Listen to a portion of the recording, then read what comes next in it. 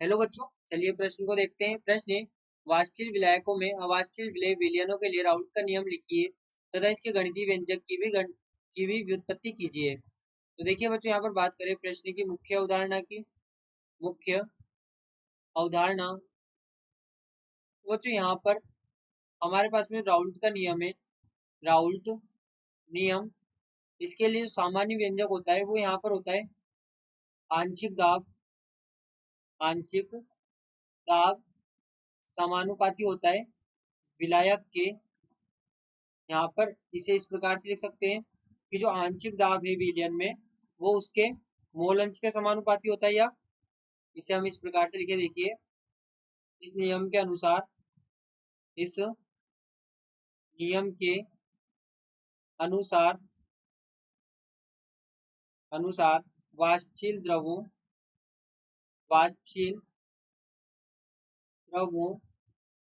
के विलयन में वाष्पशील द्रवों के विलयन में प्रत्येक अवयव का आंशिक दाब प्रत्येक अवयव का आंशिक दाब विलयन में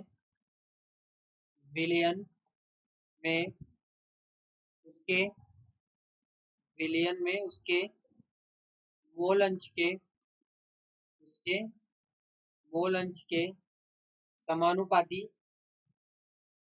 के समानुपाती होता है।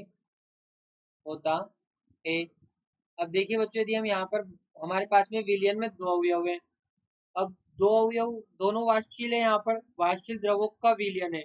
यहाँ पर ये वाष्पशील द्रवों का विलयन है। तो इसमें क्या होता है कि जो यहाँ पर दोनों वाष्पशील है तो ये यहाँ पर होगा P1। यदि हम अवयव एक के लिए बात कर रहे हैं, दो अवयव उपस्थित है, दोनों वाष्पशील है, तो अवयव एक के लिए यहाँ पर हम लिखेंगे P1 जो कि समानुपाती होगा उसके मोल प्रभाज के। तो यहाँ से हम लिख सकते हैं, इसका जब यहाँ पर समानुपाती चिन्ह हटाएंगे तो ये होगा P0x1।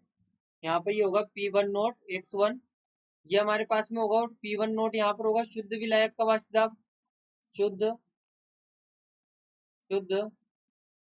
विलायक का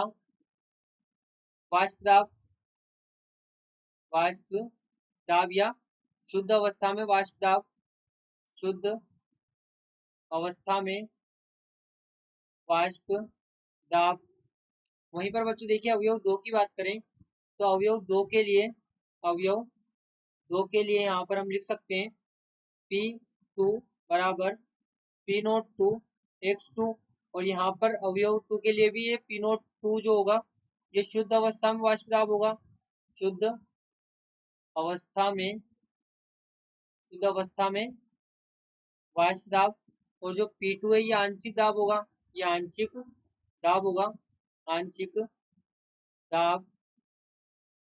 तो इसी प्रकार से P1 भी हमारे पास में आंशिक दाब होगा। आंशिक दाब, ये भी हमने P2 बराबर P02x2 भी इसी प्रकार से लिखा है, क्योंकि P2 नोट जो यहाँ पर जो P2 आंशिक दाब होगा ये समानुपाती होगा x2 के, क्योंकि यहाँ पर दो घटक है, दोनों वाष्पशील हमने लिए। तो यहाँ पर ये इस प्रकार से राउल्ट का नियम होता है, ये उसका गणितीय व्यंजक है। तो बच्चों आशा करते हैं आपको प्रश्न समझ आया होगा। धन्यवाद।